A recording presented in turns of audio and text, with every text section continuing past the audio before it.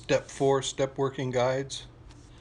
We made a searching and fearless moral inventory of ourselves. Step 4, page 31. Most of us came to Narcotics Anonymous because we wanted to stop something, using drugs. We probably didn't put much thought into what we were starting, a program of recovery, by coming to NA. But if we haven't taken a look at what we're getting out of this program, now might be a good time to pause and think about it. First, we should ask ourselves what we want out of recovery. Most of us answer this question by saying that we just want to be comfortable or happy or serene. We just want to like ourselves. But how can we like ourselves when we don't even know who we are? The fourth step gives us the means to begin finding out who we are, the information we'll need to begin to like ourselves, and get those other things we expect from the program: comfort, happiness, and serenity. The fourth step heralds a new era in our recovery. Steps 4 through 9 can be thought of as a process within a process. We will use the information we find in working in the fourth step to work our 5th, 6th, 7th, 8th, and 9th steps. This process is meant to be done over and over again in recovery. There is an analogy for this process that is particularly apt. We can think of ourselves as an onion. Each time we begin a fourth step, we are peeling away a layer of the onion and getting closer to the core. Each layer of the onion represents another layer of denial, the disease of addiction, our character defects, and the harm we've caused. The core represents the pure and healthy spirit that lies at the center of each one of us. It is our goal in recovery to have a spiritual awakening, and we get closer to that by beginning this process. Our spirits awaken a little more each time we go through it. The fourth step is a method for learning about ourselves, and it is as much about finding our character assets as it is about identifying the exact nature of our wrongs. The inventory process is also an avenue to freedom. We have been prohibited from being free for so long, probably all our lives. Many of us have discovered as we work the fourth step that our problems didn't begin the first time we took drugs, but long before, when the seeds of our addiction were actually planted. We may have felt isolated and different long before we took drugs. In fact, the way we felt and the forces that drove us are completely enmeshed with our addiction. It is our desire to change the way we felt and to subdue those forces that led us to take our first drug. Our inventory will lay bare the unresolved pain and conflicts in our past so that we are no longer at their mercy. We'll have a choice. We'll have achieved a measure of freedom. This portion of the Step Working Guides actually has two distinct sections. The first helps us prepare to work the fourth step by guiding us through an exploration of our motives for working the step and what the step means to us.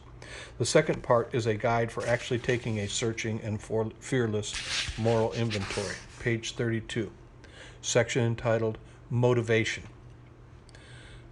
Though our motivation for working the fourth step is not as important as actually working the fourth step, we may find it helpful to examine and dispel any reservations we have about this step and think about some of the benefits we will get as a result of working this step. Questions. Do I have any reservations about working this step? What are they? What are some of the benefits that could come from making a searching and fearless moral inventory of myself? Why shouldn't I procrastinate about working this step? What are the benefits of not procrastinating? Section entitled Searching and Fearless. This is a phrase that has most puzzled many of us. We probably understand that searching means, but what about fearless? How can we get over all our fear? That might take years, we think, but we need to work on this inventory right away. Taking a fearless inventory means going ahead despite our fear. It means having the courage to take this action no matter how we feel about it. It means having the courage to be honest even when we're cringing inside and swearing that we'll take what we're writing to the grave. It means having the determination to be thorough even when it seems that we've written enough. It means having the faith to trust this process and trust our higher power to give us whatever quality we need to walk through the process. Let's face it, this step does involve a lot of work, but we can take heart from the fact that there's rarely a deadline on completing this step.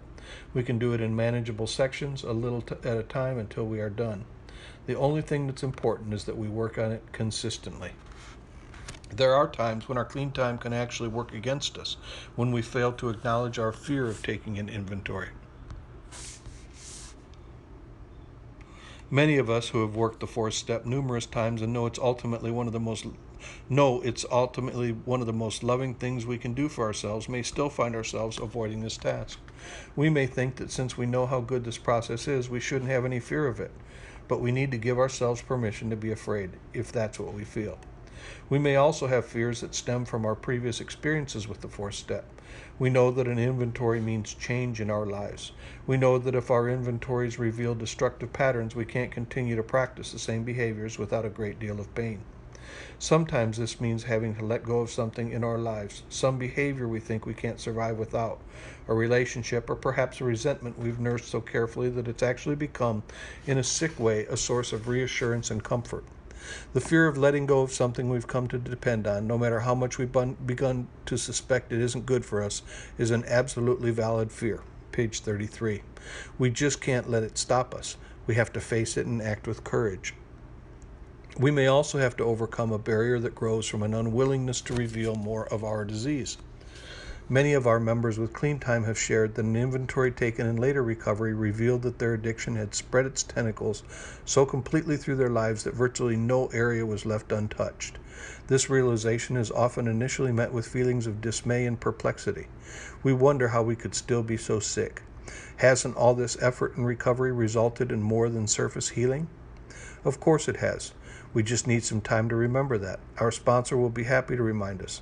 After we've had time to accept what our inventories are revealing, we feel a sense of hope rising to replace the feelings of dismay.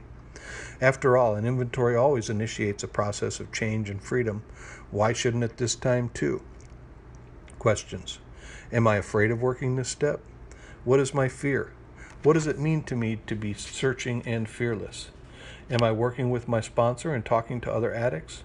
What other action am I taking to reassure myself that I can handle whatever is revealed in this inventory? Next section, entitled A Moral Inventory. Many of us have a multitude of unpleasant associations connected to the word moral. It may conjure up memories of an overly rigid code of behavior we were expected to adhere to. It may make us think of people we consider moral, people we think of as better than ourselves. Hearing this word may also awaken our tendency toward rebellion against society's morals and our resentment of authorities who were never satisfied with our morality. Whether any of this is true for us as individuals is a matter to be determined by us as individuals. If any of the preceding seems to fit, we can alleviate our discomfort with the word moral by thinking of it in a different way. In Narcotics Anonymous, in this step, the word moral has nothing to do with the specific codes of behavior, society's norms, or the judgment of some authority figure. A moral inventory is something we can use to discover our own individual morality, our own values and principles. We don't have to relate them in any way to the values and principles of others. Questions. Am I disturbed by the word moral? Why? Am I disturbed by thinking about society's expectations and afraid that I can't, won't, and will never be able to conform to them? What values and principles are important to me?